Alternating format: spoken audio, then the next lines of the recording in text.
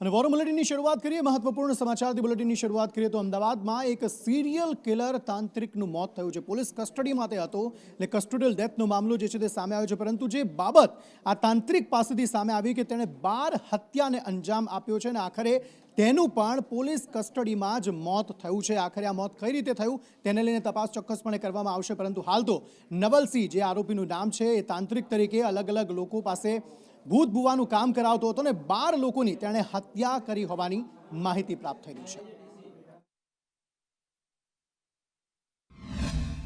12 જેટલા મર્ડરની કબૂલિયાત કરેલી છે। આમાં વિભિન્ન જેમ કે 3 ગુના જો છે રાજકોટમાં છે, 3 સુરેન્દ્રનગરમાં, એક આપણા અસલાલીમાં છે, એમને ફેટલ દાખલ થયેલ છે, એક એન્જારમાં, બીજા 3 પરિવારવાળા જણા હતા। આ નવલસિંહ ચાવડા સોડિયમ નાઇટ્રેટ જેવું કેમિકલનો ઉપયોગ કરે છે। સોડિયમ નાઇટ્રેટને પાણીમાં કે શરાબમાં ગોલી જાય અને એમનો જો વિક્ટિમ છે એનો પીવડાવી દે, એ વિક્ટિમ 15 થી 20 મિનિટમાં બેફાન થઈ જાય અને હાર્ટ એટેકનું પીએમમાં આવી જશે। સમગ્ર મામલે વધુ માહિતી સાથે સંવાદદાતા જિગ્નેશ પટેલ જોડાયા છે। જિગ્નેશ, આ સમગ્ર મામલે શું વધુ વિગતો? અંકિત, જો આખા કેસ પર નજર કરીએ તો છેલ્લા 15 વર્ષથીના સમયગાળાથી આ જે નવલસિંહ ચાવડા છે તે તાંત્રિક વિધિ કરવાના બહાને લોકોનો સંપર્ક કરતો હતો, લોકો સાથે ઠગાઈ કરતો હતો। જ્યારે ઠગાઈની રકમ વધી જાય અથવા તો લોકોને જ્યારે ધારું પરિણામ નહોતું મળતું અને લોકો તેના ઉપર પ્રેશર કરતા, ત્યારે તેને સોડિયમ નાઇટ્રેટ નો થોડો ઘણો ડોઝ આપી અને તેની હત્યા નિપજાવતો હતો। નવલસિંહની પૂછપરછમાં હકીકત સામે આવી કે છેલ્લા 14 વર્ષના અંદર તેને 12 હત્યાઓ કરી છે। 12 હત્યામાં તેને જે સોડિયમ નાઇટ્રેટ છે તેનો ઉપયોગ કર્યો હતો અને સોડિયમ નાઇટ્રેટની હત્યા કરી સૌપ્રથમ તેને પોતાના પરિવારજનોના 3 જણની હત્યા કરી હતી। ત્યારબાદ તેને સુરેન્દ્રનગર અને રાજકોટમાં અન્ય 3 હત્યાઓ કરી। વધુ 3 બનાવો તેને અસલાલી, અંજાર અને વાંકાનેરમાં આ બનાવને અંજામ આપ્યા હતા। સોડિયમ નાઇટ્રેટનો ઉપયોગ તે દારૂ અથવા તો પાણીમાં મિક્સ કરી અને જે પણ તેની પાસે પૈસાની માંગણી કરતા હોય અથવા તો જે પણ તેની તાંત્રિક વિધિના બહાને ઠગેલા રૂપિયા માંગતા હોય તેના પર તે કરતો હતો અને જ્યારે રૂપિયા તેને પાછા ન આપવા પડે ત્યારે તે સોડિયમ નાઇટ્રેટનો નાનો એવો ડોઝ તે વ્યક્તિને આપી અને ત્યાંથી ફરાર થઈ જતો હતો। જ્યારે 15 થી 20 મિનિટ બાદ તે વ્યક્તિ બેભાન થતો અથવા તો તેને સારવાર માટે હોસ્પિટલ લઈ જવામાં આવતો, ત્યારે તેને હાર્ટ એટેકથી મોત નીપજ્યું છે તેવું મોટાભાગના કિસ્સોની અંદર સામે આવ્યું છે અને આવા 12 હત્યા તેને કરી હોવાની પોલીસ કસ્ટડીમાં કબૂલાત કરી છે। હજી તે 3 દિવસ વધુ પોલીસની કસ્ટડીમાં હતો અને તે પહેલાં ગઈકાલે મોડી રાત્રે તેની તબિયત બગડતા આજે વહેલી સવારે તેને સારવાર માટે હોસ્પિટલ લઈ જવામાં આવ્યો, જ્યાં હોસ્પિટલ પહોંચતા પહેલાં તેનું મૃત્યુ નીપજ્યું છે અને પોલીસ કસ્ટડીમાં જે તાંત્રિકનું મૃત્યુ નીપજ્યું છે તેને લઈ એક તરફ પોલીસે તેને કરેલી 12 હત્યાઓની તપાસ કરી રહી છે, તો બીજી તરફ પોલીસ કસ્ટડીમાં મોત થયું હોવાથી કસ્ટોડિયલ ડેથ અંગે પણ ઇન્ક્વાયરી આપવામાં આવી છે, જે બંનેની તપાસ અત્યારે ચાલુ છે। વાત કરીએ કચ્છની, તો કચ્છમાં મોટી સંખ્યામાં લોકો એકત્ર થયા અને રસ્તા પર ચક્કાજામ કરી દીધો અને મોટા વાહનોની અવરજવર પર પ્રતિબંધ ફરમાવી દેવામાં આવ્યો હોય તે રીતે ચક્કાજામ કરવામાં આવ્યો હતો। ગામમાંથી પસાર થતા જે ભારે વાહનો હતા તે તમામે અટકાવ્યા હતા। કંડલા તુણા પોર્ટ પર પરિવહન કરતા જે વાહનો છે તેનો વિરોધ કરવામાં આવ્યો હતો। ગ્રામજનોએ આ વિરોધ નોંધાવીને ચક્કાજામ કર્યો છે। અલ્પેશ ગોસ્વામી આ અંગે વધુ માહિતી આપી રહ્યા છે। અલ્પેશ, જણાવશો શું વધુ વિગતો? શા કારણે આ ચક્કાજામ કરવામાં આવ્યો?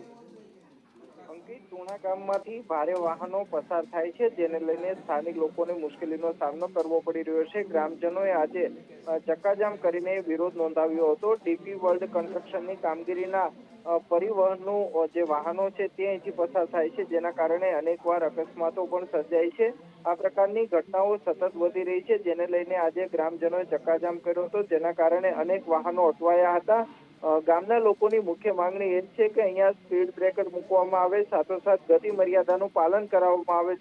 સાથે લોકોએ વિરોધ કર્યો હતો, જો કે વિરોધ બાદ આખરે ખાતરી આપવામાં આવી છે કે રાબેતા મુજબ તમામ વાહનો છે તે અહીંથી પસાર થવા દેવામાં આવ્યા છે।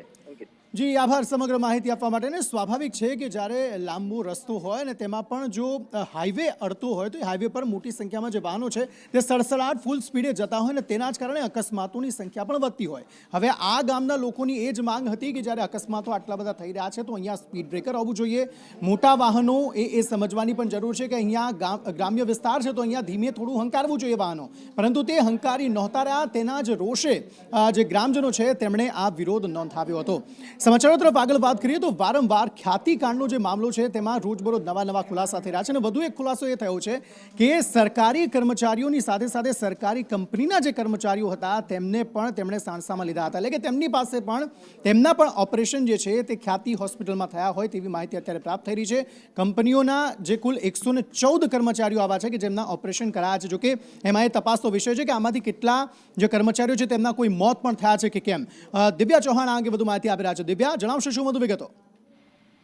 નુપુર, હાલ જે ખ્યાતિ હોસ્પિટલને લઈને જે વિવાદ ચાલી રહ્યો છે તે અંતર્ગત અંકિત અલગ અલગ ખુલાસા છે જે થઈ રહ્યા છે, પરંતુ હવે તો ગ્રામ્ય વિસ્તારના દર્દીઓને નહીં પરંતુ સરકારી અધિકારીઓ જે હોય છે, ઓએનજીસી થી લઈને અલગ અલગ કર્મચારીઓ છે તે તમામની સર્જરી છે તે કરવામાં આવી હતી. એટલે ગ્રામ્ય વિસ્તારના માત્ર ને માત્ર ગામડાના લોકોને સર્જરીમાં ભોગ બનાવવામાં નથી આવ્યો, પરંતુ અન્ય લોકોને પણ ભોગ બનાવવામાં આવે છે. સરકારી બાબુઓને પણ આ લોકોએ તો હવે ખ્યાતિકાંડમાં ખુલાસામાં જે મોટો ચોંકાવનારો ખુલાસો છે તે સામે આવ્યો હતો. કે અલગ અલગ ખુલાસાના અંતર્ગત આ પણ બાબતનો એક મહત્વનો ખુલાસો થયો છે અને સરકારી કર્મચારીઓને પણ ટાર્ગેટ કરીને તેમની સર્જરી કરવામાં આવી છે. જોકે ડોક્ટર સંજય પટોડિયા હાલ રિમાન્ડ પર છે. તેના ખુલાસામાં પણ હજી કેટલા લોકોને તેને ભોગ બનાવ્યા છે તે બાબતને લઈને પણ મહત્વનો ખુલાસો રિમાન્ડ દરમિયાન થઈ શકે તેવી પણ સંભાવનાઓ જોવા મળી રહી છે. જી આભાર સમગ્ર માહિતી આપવા માટે. એટલે કે ગરીબ હોય કે શ્રીમંત, પુરુષ હોય કે મહિલા, કોઈને પણ ખ્યાતિ હોસ્પિટલે છોડ્યા નથી. જેવા દર્દી એન્ટર થાય છે હોસ્પિટલમાં, સીધા એન્જિયોગ્રાફી, એન્જિયોપ્લાસ્ટી, ઓપરેશન કરવાનું, ચીરી નાખવાના હૃદય અને પૈસા રડી લેવાના. બસ આ જ કાંડ કર્યા છે હોસ્પિટલે, જેના કારણે અત્યારે એ કાયદાના સકંજામાં ફસાય છે. જે ડોક્ટર્સ છે તે પણ કાયદાના સકંજામાં ફસાયા છે અને તેમના વિરુદ્ધ કડકમાં કડક કાર્યવાહી થવી જોઈએ તેવી લોકમાંગ ઉઠી છે. કારણ કે આટલા લોકો જે છે તે મોતને ભેટ્યા છે. 3 વર્ષની અંદર 150થી વધુ જે કેમ્પ કરવામાં આવ્યા, દરરોજના 20 લોકોના ઓપરેશન થતા હતા. આ બધા મામલામાં હવે લોકો એટલા રોષિત જોવા મળી રહ્યા છે કે સખતમાં સખત કાર્યવાહી કરવામાં આવે તેવી માંગ કરવામાં આવી રહી છે. તો એક તરફ ખ્યાતિકાંડનો મામલો સામે છે, બીજી તરફ મહેસાણામાં નસબંધી કાંડ સામે આવ્યું હતું. વધુ એક ઓપરેશન કાંડ સામે આવ્યું હતું, જેમાં એક યુવકનું તેની જાણ બહાર જ નસબંધીનું ઓપરેશન કરાવી દેવામાં આવ્યું. પરંતુ મુદ્દો હવે એ સામે આવ્યો છે કે મહેસાણામાં નસબંધી માટે કોઈ સર્જન છે જ નહીં તેવું આરોગ્ય જે અધિકારી છે તેમણે નિવેદન આપ્યું છે. તેમણે કહ્યું છે કે અહીંયા કોઈ સર્જન નહોતું, એટલા માટે જ લોકોને અડાલજ અને કલોલ સુધી મોકલવામાં આવતા હતા ઓપરેશન કરવા માટે. અને એ જવાબ તેમણે એટલા માટે આપ્યો કારણ કે ટાર્ગેટનો એક સવાલ પૂછવામાં આવ્યો હતો. કારણ કે ટાર્ગેટ આપવામાં આવતા હતા કર્મચારીઓને, એટલે ટાર્ગેટના અનુરૂપ જ આવા કોઈના પણ ઓપરેશન કરાવી દેવામાં આવતા હતા. અને તેને લઈને તેમણે આ જવાબ આપ્યો કે ભાઈ મહેસાણામાં તો કોઈ સર્જન છે જ નહીં. શહેરી વિસ્તારમાં આપણે મહેસાણાના અંદર એનએસપીનો કોઈ પેનલ સર્જન જ નથી, એટલે આપણે કલોલ મોકલવા પડ્યા, અડાલજ મોકલવા પડ્યા અને જીએમઆરએસ વડનગર મેં ફર્સ્ટ ટાઈમ ચાલુ કરાય. શહેરી વિસ્તારમાં આપણે મહેસાણાના અંદર એનએસપીનો કોઈ પેનલ સર્જન જ નથી, એટલે આપણે કલોલ મોકલવા પડ્યા, અડાલજ મોકલવા પડ્યા અને જીએમઆરએસ વડનગર મેં ફર્સ્ટ ટાઈમ ચાલુ કરાય.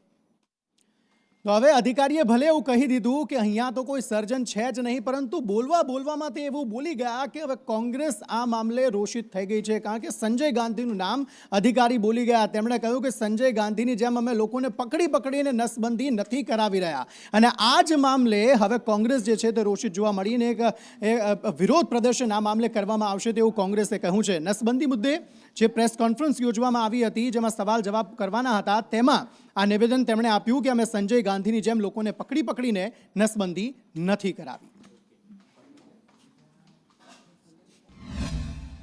સંજય ગાંધી જે રીતે કર્યું હતું એવા અમે કેસો નહીં કરવા માંગતા. ફોર્સ વાજેક્ટોમી આમાં કેસ હોય અને કાઉન્સેલિંગ કરવાનો, કેસ પોતે સામેથી ચાલીને કે મારું ઓપરેશન કરાવવું છે તો જ ઓપરેશન કરાવવાનું. એનું કાઉન્સેલિંગ હોય, એની સહી હોય, કન્સેન્ટ લીધા સિવાય કોઈ સહી શકે નહીં. આમાં થંભ છે ભાઈનો, એને ઓપરેશન કરવા માટે સંમતિ આપી દીધેલી, એના આધારે એને એ લોકો લઈ ગયેલા. સમાચારો તરફ આગળ વાત કરીએ તો હળવદમાં એક ગોડાઉન મળી આવ્યું હતું ને ગોડાઉનમાં હતી યુરિયાની હજારો થેલીઓ. લાખોનો મુદ્દામાલ ત્યાં પડ્યો હતો, જે મામલે હવે વધુ તપાસ જ્યારે કરવામાં આવી ત્યારે જાણકારી મળી છે કે ગોડાઉન અન્ય કોઈનું નહીં પરંતુ ભારતીય જનતા પાર્ટીના જ એક નેતાના ભાઈનું છે. હવે તેમના વિરુદ્ધ કાર્યવાહી કરવામાં આવશે, જે પણ છે તેમની વિરુદ્ધ કાર્યવાહી કરવામાં આવશે. પરંતુ હવે આ સમગ્ર મામલે એ વધુ તપાસ થઈ રહી છે કે લગભગ 25 લાખ જેટલો મુદ્દામાલ હતો જેને જપ્ત કરવામાં આવ્યો છે. અને એવી આશંકા સેવવામાં આવી રહી છે કે કદાચ આ જે સરકારી યુરિયા ખાતર હોય તેને ફેરબદલ કરવાનું કાર્યવાહી જે છે તે આ શખ્સો કરી રહ્યા હતા. હળવદ શહેરની મોરબી ચોકડીએ 1437 થેલી ભરેલું ગોડાઉન ખેતીવાડી વિભાગ દ્વારા સીઝ કરવામાં આવ્યું છે. જે પ્રકારે વાત કરવામાં આવે તો ગતકાલે વહેલી સવારે હળવદ પોલીસ દ્વારા દરોડો પાડવામાં આવ્યો હતો અને દરોડો પાડીને શંકાસ્પદ 1437 જેટલી ઉરિયાની બેગો ઝડપી પાડી હતી અને ત્યારબાદ મોરબી જિલ્લાના ખેતીવાડી અધિકારીને જાણ કરી હતી અને ખેતીવાડી વિભાગ દ્વારા આખા દિવસની કાર્યવાહી હાથ ધરી હતી, જેમાં ખેતીવાડી વિભાગ દ્વારા અલગ અલગ 1437 થેલીઓ પકડી પાડી હતી. ટોટલ 25 લાખથી વધુનો મુદ્દામાલ છે, જેમાં વાત કરવામાં આવે તો ટ્રક સહિત આ મુદ્દામાલ અત્યારે સીઝ કરી દેવામાં આવ્યો છે અને ગોડાઉન સીઝ કરવામાં આવ્યું છે. અને જે પ્રકારે હળવદ પોલીસે કાર્યવાહી કરી છે અને ત્યારબાદ ખેતીવાડી વિભાગ હરકતમાં આવ્યું છે. આમ વાત કરવામાં આવે તો હળવદ પંથકમાં છેલ્લા ઘણા લાંબા સમયથી ઉરિયાની શોર્ટેજ હતી અને ત્યારે આ ઉરિયા ક્યાં જતું હતું અને આવા ગોડાઉનમાંથી પકડાયા બાદ ક્યાંક ને ક્યાંક ચર્ચાઓ જાગી છે. સાથે જ આ ગોડાઉનનો સંચાલક છે અજયભાઈ રાવલ, તે ભૂતપૂર્વ એટલે કે પૂર્વ મોરબી જિલ્લા પંચાયતના કારોબારી ચેરમેન હેમાંગભાઈ રાવલનો ભાઈ છે અને હાલમાં તેઓ ભાજપ સાથે સંકળાયેલા છે. ખાતર ક્યાંથી લવાતું હતું, આમાં કોણ કોણ સંડોવાયેલા છે, કેટલા સમયથી આ ગોડાઉન ભાડે રાખેલું હતું અને આની પાસે એગ્રો ધારકનું લાયસન્સ હતું કે કેમ, આ બધા તપાસના વિષય છે. હાલ તો ગોડાઉન ખેતીવાડી વિભાગ દ્વારા મોરબી ચોકડી પાસે જે સીઝ કરવામાં આવ્યું છે અને ત્યાંથી આપણે લાઈવ દ્રશ્યો દર્શક મિત્રો સુધી પહોંચાડ્યા. સંદેશ ન્યૂઝ, જગદીશ પરમાર. વૈશ્વિક લેવલે જો જોવા જઈએ તો માનવજાત માટે મેદસ્વીતા એ છે તે સૌથી મોટી સમસ્યા છે. જંક ફૂડનું ખાવું, કસરત ન કરવી, એ બધા તેના કારણો છે. પરંતુ વધુ એક ઉણપ જે છે તે માનવજાતમાં જોવા મળે છે અને તે છે લોહ તત્વની ઉણપ. હવે આ જ મામલામાં ગુજરાતનો રેકોર્ડ વધારે ખરાબ સમગ્ર દેશમાં જોવા મળી રહ્યો છે. ગુજરાતની સ્થિતિ ઉત્તર પ્રદેશ અને બિહાર જેવા રાજ્યો કરતાં પણ ખરાબ છે, કારણ કે બાળકો અને મહિલાઓમાં કેટલી ઉણપ છે તેને લગતા કેટલાક આંકડા સામે આવે છે અને આંકડા એવા છે કે જેનાથી હવે આરોગ્ય વિભાગે ચેતી જવાની જરૂર છે અને એ અંગે પગલાં લેવાની પણ જરૂર જણાઈ રહી છે. કે કયા આંકડા સામે આવ્યા છે, ફાલ્ગુની પાસેથી વધુ વિગતો મેળવીએ. ફાલ્ગુની. બિલકુલથી અંકિત, જે પ્રમાણે આપે જણાવ્યું કે લોહ તત્વની ઉણપથી મહિલાઓ, બાળકો પીડિત છે અને આંકડા સામે આવ્યા છે 2.20 કરોડ લોકો કે જે લોહ તત્વની ઉણપથી પીડિત છે. આ ખુદ કેન્દ્ર સરકારે લોકસભાની અંદર આંકડા રજૂ કર્યા છે અને આમ તો ગુજરાત કહેવાય છે કે વેપાર ક્ષેત્રે અને અનેક ક્ષેત્રે પ્રગતિ કરી રહ્યું છે, પરંતુ આરોગ્ય ક્ષેત્રે તે યુપી અને બિહાર કરતાં પણ પાછળ રહ્યું હોય તે પ્રકારે આ આંકડા સામે આવ્યા છે. હવે કેવા પ્રકારે આમાં પગલાં લેવામાં જોઈએ તે અંગે હવે સરકારે નિર્ણય લેવાની જરૂરિયાત છે, કારણ કે લોહ તત્વની ઉણપ આમ તો ખોરાકની અંદરથી પણ પૂરી કરી શકાતી હોય છે, પરંતુ અત્યારનો જે સિનારીઓ છે, લોકોની અંદર જંક ફૂડનું જે વલણ વધી રહ્યું છે તેને લઈને આ ઉણપ વધતી જોવા મળી રહી છે. તેના ઉપર રોક લગાવવી પણ જરૂરી રહે છે. જી આભાર સમગ્ર માહિતી આપવા માટે. ને છેલ્લા કેટલાક સમયમાં એવું પણ જોવા મળતું હતું કે શાળાઓમાં જઈને વિદ્યાર્થીનીઓ માટે લોહ તત્વની જે ગોળીઓ હોય તેનું પણ આરોગ્ય વિભાગ જે છે તે વિતરણ કરતું હતું. હાલના સમયે એવું થાય છે કે નથી થતું એ તો આરોગ્ય વિભાગ જ જાણે, પરંતુ ચોક્કસપણે લોહ તત્વની જે ઉણપ છે તે રાજ્યવાસીઓ માટે એક ગંભીર મુદ્દો બનીને અત્યારે સામે આવ્યો છે, જે બાળકો અને મહિલાઓમાં જે લોહ તત્વની ઉણપ છે તેને લઈને. સમાચારો તરફ આગળ વાત કરીએ તો વધુ એક મુદ્દો જેમાં જે થોડા સમય પહેલાં એવું સામે આવ્યું હતું કે શિક્ષકો ગેરહાજર છે, વર્ષોથી ગેરહાજર છે, તેમ છતાં પણ તેમને પગાર ચૂકવવામાં આવે છે. હવે ગીર સોમનાથમાંથી આવો એક મામલો સામે આવ્યો, પરંતુ આ વખતે શિક્ષક નથી, આશા વર્કર છે. આશા વર્કર 2 વર્ષથી જગ્યા પર હાજર નથી, ત્યાં કામ નથી કરી રહ્યા, તેમ છતાં પણ તેમને પગાર ચૂકવવામાં આવી રહ્યો છે. 2 વર્ષ સુધી ત્યાં કામ નહોતા કરી રહ્યા, તેમ છતાં પણ તેમની હાજરી પણ પુરાતી હતી. હવે હાજરી કોણ પૂરતું હતું તેને લઈને પણ સવાલ ઊભો થઈ રહ્યો છે. મયુર જોડાઈ ગયા છે આ અંગે વધુ વાતચીત કરવા માટે. જી મયુર.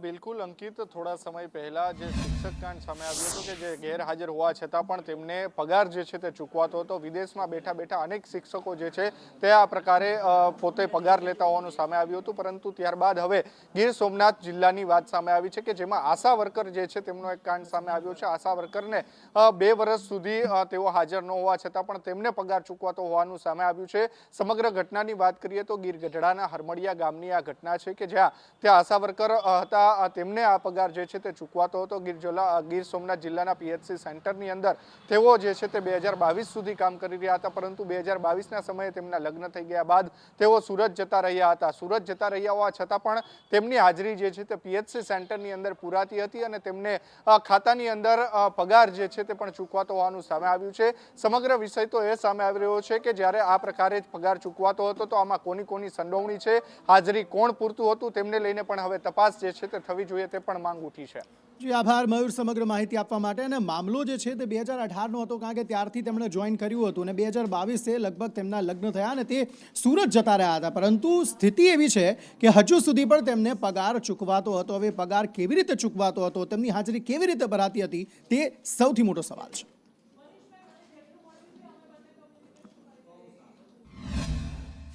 2009થી ગુજરાતની ગ્રાન્ટેડ શાળાઓમાં ક્લાર્ક અને પટાવાળાની ભરતીમાં લાલિયાવાડી ચાલે છે, બેદરકારી રાખવામાં આવી છે અને હજુ સુધી બિચારા જે પટાવાળામાંથી જુનિયર ક્લાર્ક કે જુનિયર ક્લાર્કમાંથી સિનિયર ક્લાર્ક બનવાને લાયક જે હતા અને નિયમોની જોગવાઈ મુજબ બનવા લાયક હતા એવી 280 કેન્ડિડેટની આખા ગુજરાતની ફાઇલ સીએમની સહીમાં હજુ પડી છે. આ સંજોગોમાં સરકારને અમે રજૂઆત આપી છે અને આ રજૂઆતનો જો 30 દિવસમાં નિકાલ નહીં આવે તો કાં તો અમારે ના છૂટકે 2 દિવસ શાળાઓ બંધ રાખી અને વાલીઓને અમારે જાણ કરવી પડશે કે અમારા ત્યાં ખૂટતા કર્મચારીઓ સરકાર નથી આપતી, એટલા માટે અમે શાળા બંધ રાખી.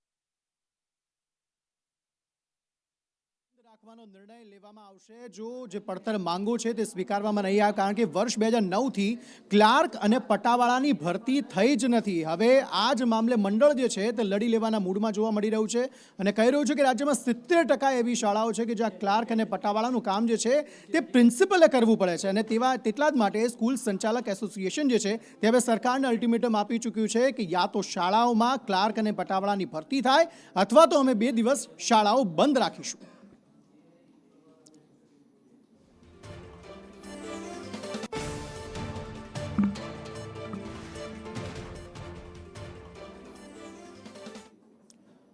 તો આ તરફ જૂનાગઢમાં હજુ પણ અંબાજી મંદિરનો વિવાદ યથાવત જોવા મળી રહ્યો છે અને એ વિવાદની વચ્ચે આજે એક ધર્મસભાનું આયોજન કરવામાં આવ્યું હતું, જેમાં ભૂતનાથ મંદિરના જે મહંત છે મહેશગીરી તેમણે સંબોધન કર્યું અને મોટી સંખ્યામાં જે સાધુ સંતો ત્યાં હાજર હતા તેમની વચ્ચે સાધુ સંતો પર જ તેમણે આક્ષેપ કરી લીધા. તેમણે કહ્યું કે સાધુ સંતોએ જે સાચા સાધુ હોય છે તે બનવાની જરૂર છે. હાલના સમયમાં જે ઢોંગી સાધુઓ હોય છે તે અલગ અલગ મંદિરોમાં કબજો કરીને બેઠા છે, તેમને દૂર કરવાની જરૂર છે. આ ઉપરાંત સાધુ સંતો કઈ રીતે લોકોને કનડગત કરતા હતા તે બાબતે પણ મહેશગીરીએ જે વાતો છે તે સંબોધન દરમિયાન કહી હતી. આ ઉપરાંત આ તમામની વચ્ચે જે વિવાદ છે તે તો હજુ પણ યથાવત જોવા મળી રહ્યો છે. सेवा करने में यही बातें आती थी कि धोती उठा के मालिश करो, फलाना करो और ये गुरु की सेवा है और ये तो ऐसे कई गंदे काम होते थे जो एक बच्चे को नहीं पता होता है. और ये साधु समाज में ऐसे बहुत सारे गड़बड़ हो रही है. मैं तो ह्यूमन राइट को कहूंगा कि आप थोड़ा सा अंदर झांक कर को देखो. मैं पीएम साहब और सबको कहूंगा कि आप तहकीकात कराओ. ये हरिगिरी और उनकी गैंग के आप तहकीकात कराओगे, इस देश के सबसे बड़े कांड निकलेंगे साहब. एक ये धर्म की जो भ्रष्ट व्यवस्था है वो उखाड़ के फेंकना चाहिए और जो अच्छी व्यवस्था जो शंकराचार्य जी ने संन्यास की परंपरा बताई, जो हमारे सनातन की परंपरा है, उस परंपरा का वापस फिर से शुद्धिकरण होना चाहिए व्यवस्था का. और इसलिए मैंने आवाज उठाई है और ये मेरी एक की पीड़ा नहीं है, ये सभी साधुओं की पीड़ा है. यौन शोषण का मतलब बलात्कार ही नहीं होता. यौन शोषण का मतलब बहुत कुछ होता है कि गलत तरीके से आप किसी को हाथ लगवाओ और कुछ करो, ये भी तो यौन शोषण है. उस बच्चे को थोड़ी पता है कि क्या है. સમાચારો તરફ આગળ વાત કરીએ. વાત વડોદરાની કરીએ તો વડોદરામાં ફ્લાયઓવર બની રહ્યો છે, એટલે કે બ્રિજ બની રહ્યો છે. હવે તેનો સ્થાનિકો દ્વારા વિરોધ કરવામાં આવી રહ્યો છે, કારણ કે છેલ્લા ઘણા સમયથી ફ્લાયઓવર બ્રિજ જે બની રહ્યો છે તેને કારણે ટ્રાફિકની સમસ્યાઓનો સામનો કરવો પડી રહ્યો છે, અન્ય કેટલીક સમસ્યાઓનો પણ સામનો કરવો પડી રહ્યો છે, જેને પગલે સ્થાનિકોએ હાથમાં પ્લેકાર્ડ સાથે વિરોધ દર્શાવ્યો હતો. કરોડોના ખર્ચે આ ફ્લાયઓવર બ્રિજ જે બની રહ્યો છે તેને લઈને કનડગત થઈ રહી છે, તકલીફ થઈ રહી છે. ટ્રાફિકનું ભારણ હળવું કરવા ઘણા રસ્તા છે તેવું સ્થાનિકોનું કહેવું છે. માત્ર એક બ્રિજ બનાવવો જ એક રીઝન કે કારણ નથી કે જેના કારણે ટ્રાફિક હળવો થઈ શકે અને આ જ મામલે સ્થાનિકોએ વિરોધ નોંધાવ્યો છે. હાલના બધા નીલાંબરવાળા એ બધા રોડ ખુલી જવાથી ટ્રાફિકનો ભારણ બહુ ઓછો છે. પીક અવર્સમાં ટ્રાફિક હોય એના લીધે બ્રિજો ન બનાવાય સાહેબ. સવાર સાંજ ટ્રાફિકના લીધે તમે બ્રિજો બનાવતા રહેશો તો વડોદરાની એકે ચોકડી કોરી ન રહે અને 52 કરોડના પબ્લિકના પૈસે તમે આ રીતે બ્રિજ ઠોકી દો છો તો દરેક ચોકડીએ બ્રિજ ઠોકો તો આ લોકો તો અને આ વેપારીઓ જે અહીંયા વેપારીઓ છે એક બીજી વાત એડ કરવા જેવી છે સાહેબ. એ તમને જીએસટી ભરે, વેરો ભરે, પ્રોફેશનલ ટેક્સ ભરે તો એની વ્યથા સાંભળનારું કોણ? સવારે 2 કલાક અને સાંજે 2 કલાકના ટ્રાફિક સોલ્યુશન માટે ફ્લાયઓવરની રિક્વાયરમેન્ટ ના હોય. ટ્રાફિક અહીંયા રોડ પરના દબાણો હટાવવાથી પણ ટ્રાફિક સમસ્યા સોલ્યુશન આવી જાય એમ છે. સર્કલ હટાવો 4 રસ્તા પાસેથી, ડીમાર્ટને થોડું સર્વે કરાવો તો આપોઆપ થઈ જશે. તો એના માટે ફ્લાયઓવરની જરૂર નથી. ફ્લાયઓવરથી સર્વિસ રોડ પરની અગવડતાઓ વધશે. ફળોનો રાજા કહેવાય છે કેરી, અને કેરીની આવક તો જનરલી એવું થતું હોય છે કે ઉનાળામાં થતી હોય છે, પરંતુ ભર શિયાળે ગોંડલ માર્કેટિંગ યાર્ડમાં કેરીની આવક થઈ છે. હજુ 3-4 દિવસ પહેલા પોરબંદરથી પણ આ સમાચાર સામે આવ્યા હતા કે ત્યાં પણ કેરીની આવક થઈ હતી, કેસર કેરીની આવક થઈ હતી. હવે ગોંડલમાં કેસર કેરીની આવક થઈ છે અને 2 થી 3 ગણા ભાવ કેસર કેરીના એક આખા બોક્સના બોલાયા છે. 2625 રૂપિયામાં એક બોક્સ વેચાયું છે. 2 વીઘાનો બગીચો છે, એમાં એક આંબાની અંદર નવું આવરણ ગયું હતું કેસર કેરીનું. એ અમે અહીંયા 525 રૂપિયા ભાવ કિલો કેરી વેચી છે ગોંડલ યાર્ડની અંદર. અને 12 ખોખા લઈને અમે આવેલા છે. 5-5 કિલોનું એક ખોખું છે બોક્સ. જે ઉનાળામાં કેરી આવવાની હતી એની બદલે શિયાળામાં 12 બોક્સ 5 કિલોના આવેલ છે. તે ઊંચામાં હરાજીમાં 525 રૂપિયા કિલો જયંતિભાઈ રાદડિયા તથા ભારત ફ્રૂટ રાજકોટ, એસ્ટોન ચોક, પન્નાલાલ, વિદ્યાનગર મેન રોડ એ લોકોએ ખરીદી કરેલ છે. આજ રોજ ગોંડલ માર્કેટ યાર્ડમાં સી ફ્રૂટમાં કેસર કેરીના 12 બોક્સની આવક થઈ હતી. મેં આજે ઊંચા ભાવમાં 525 રૂપિયામાં 1 કિલોના ભાવ લેખે કેરી લીધી. ને કેરી ઉનાળા કરતાં કેરી અત્યારે ખાવાના શોખીન માટે બહુ સારી હોય, ના સ્વાદિષ્ટ કેરી હોય, એટલે એ કેરીના 12 બોક્સમાં મેં ખરીદી કરેલી.